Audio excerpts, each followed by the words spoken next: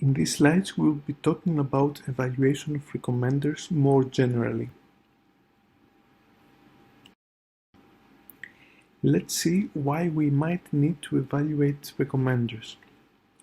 Consider the case where we have a specific recommendation task and we want to deploy a recommender. So we have seen quite a few recommendation algorithms, and the most important question, of course, is to find out which of these algorithms to use. There are often some data or system constraints that restrict the number of possible recommenders that can be applied. For example, if there is no item content, then we cannot use content-based approaches. So to answer our question, we need to find the best performing algorithm that respects the constraints. Another scenario where evaluation is necessary is when we want to test out a new approach. We need to evaluate to find out if it is better than the existing one or under which use cases it performs better. In general, we can give the following definition. Evaluation is the process of computing some metric that provides a relative assessment of a recommender system.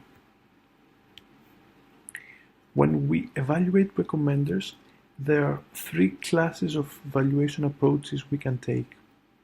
It is important to understand that these approaches are not competitors. Rather, they might serve different goals, and in the end, you might want to apply all of them. So, first is offline experiments. Here, the idea is to use collected traces from the system that concerns the user's activities and the feedback they provide while interacting with items. And this is exactly the data from which recommenders identify patterns, build models, pre-compute similarities, etc. In this setting, the most important performance measures are system accuracy, as we have covered in a previous lecture. However, there are other performance measures we might care for, and we will briefly discuss a few. The other evaluation approach is user studies. Here, we design a specific experiment and ask a carefully selected set of users to perform a set of tasks. These tasks help us understand how a recommender performs, or help us understand what are the needs and requirements of potential users of a recommender. This is clearly a more expensive option, as it requires some time from the participants, but it has the potential to get more rich and qualitative information about the performance of a system. The third option is online experiments. Here, the idea is to perform large-scale experiments on a deployed system. Essentially, you can test new algorithms and compare them with existing approaches. This has the benefit that you can evaluate in real time on real users. However, it can be more costly than offline experiments. Let us start with offline experiments. We have already discussed what is the protocol for conducting offline experiments.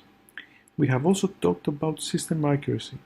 So in what follows, we will introduce other performance metrics. The goal of system accuracy metrics is to evaluate the predictive power of the recommender, how well they can predict the user's choices. So making accurate predictions is an important step, but does not give the full picture. People use recommenders and they expect not only a perfect match of their tastes. For example, people may want to discover new items, explore their options, or they might have privacy concerns and not want to reveal too much information about themselves. So it is also crucial to be able to identify the desirable properties of the system that better capture a successful recommendation in the context of a specific application or recommendation need. So one metric beyond accuracy is item coverage. There is a very apparent trend for system accuracy. The more data you have, the more accurate the recommender can become. However, this increase in accuracy may not be uniform for all items. For example, there may be some popular items with lots of feedback, and thus learning to predict interest in these items becomes easier. So this phenomenon is called the long or heavy tail problem. The item coverage, also called catalog coverage, is the proportion of items that the system can recommend. For example, in collaborative filtering, there are certain cold start items that the system has collected little feedback about and maybe cannot recommend them. Another metric is the inequality in the item coverage. This measures how skewed the distributions of recommended items is. For example, there might be some items that never get a chance to be in the top 10 recommendations.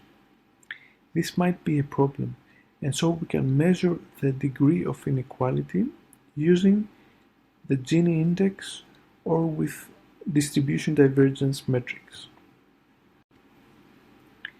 In some cases, the system may not be able to provide recommendation to some users.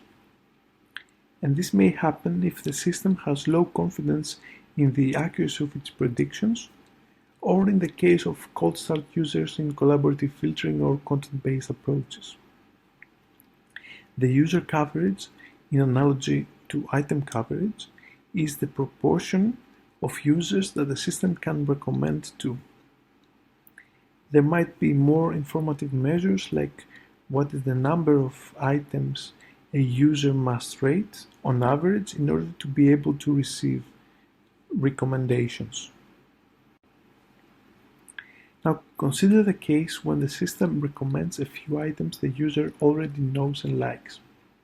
What might be the purpose of doing so? So the user gains no direct benefit from these recommendations. However, the user might observe that the system makes reasonable choices, which may increase their trust in the system. So, trust is a quite abstract performance measure. It is hard to measure and evaluate it. Often this might be because it is hard to separate from other factors of user satisfaction. So how can we measure it?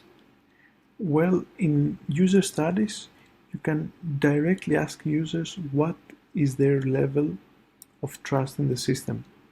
Or in online tests, you may measure the number of repeated users or measure the number of times the user followed a recommendation.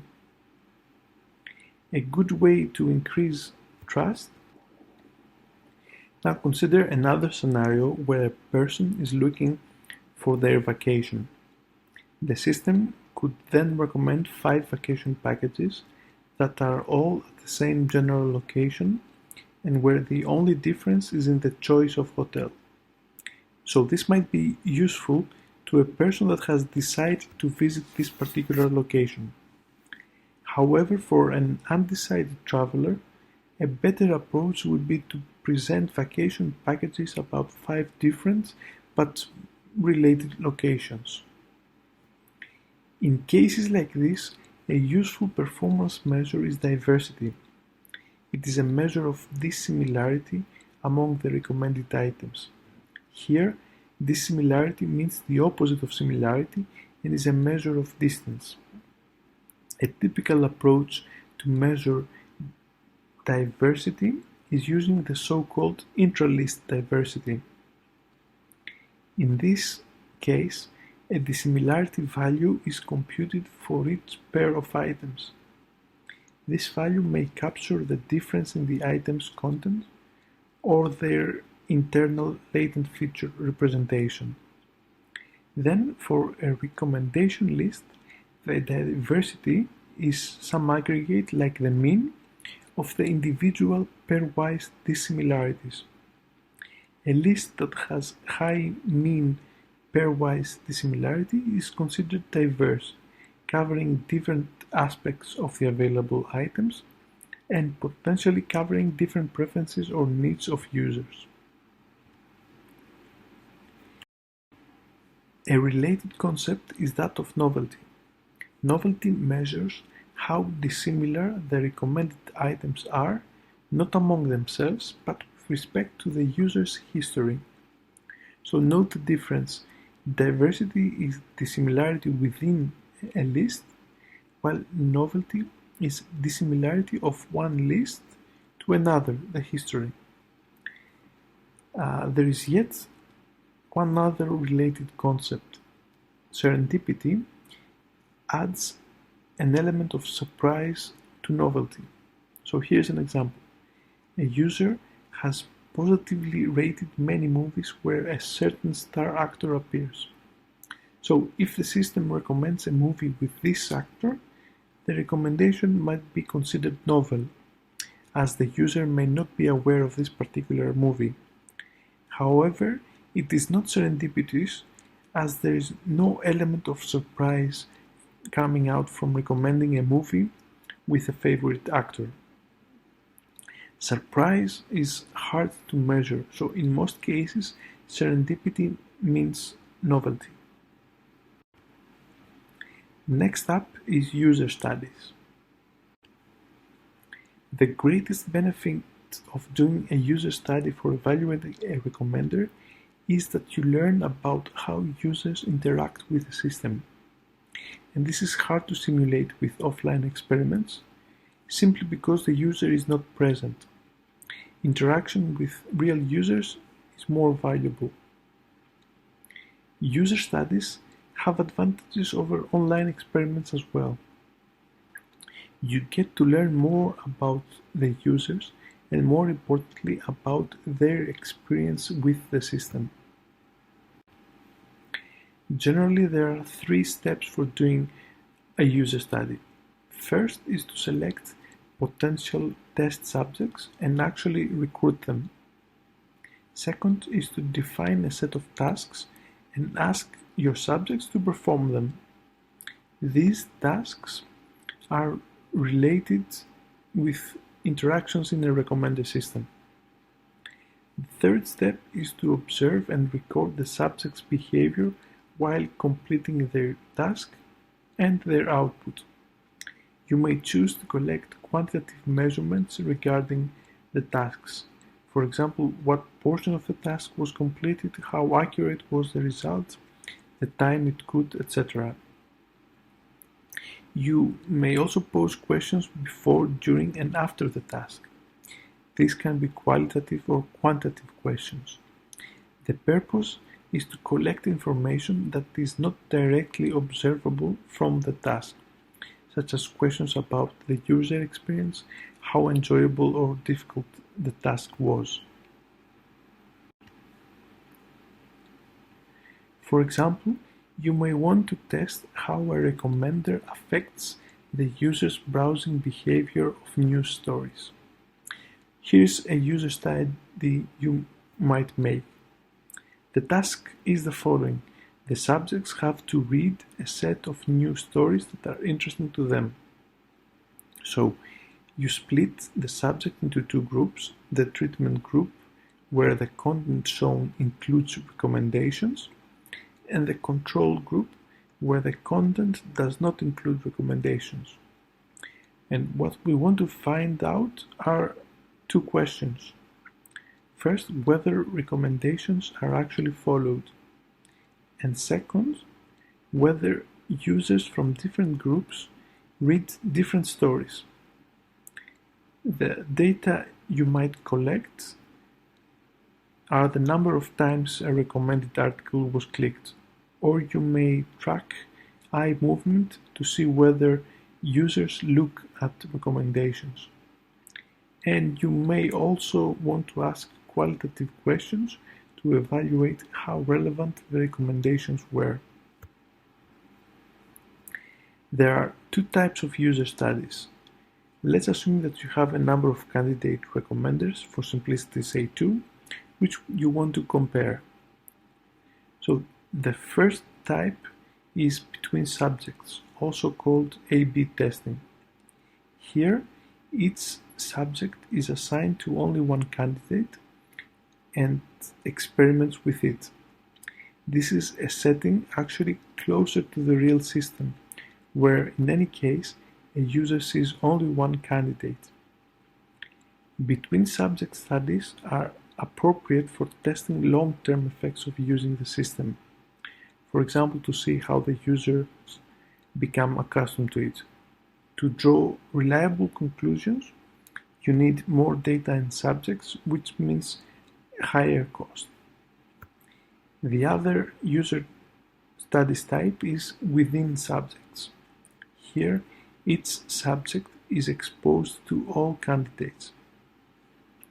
It is generally more informative because you can have comparative questions, like which candidate was preferred the most. However, there is the risk of introducing bias as users are more conscious of the experiment taking place. Last up is online experiments. Well, online experiments allow the direct measurement of overall system goals, for example, the long-term monetary profit of a system.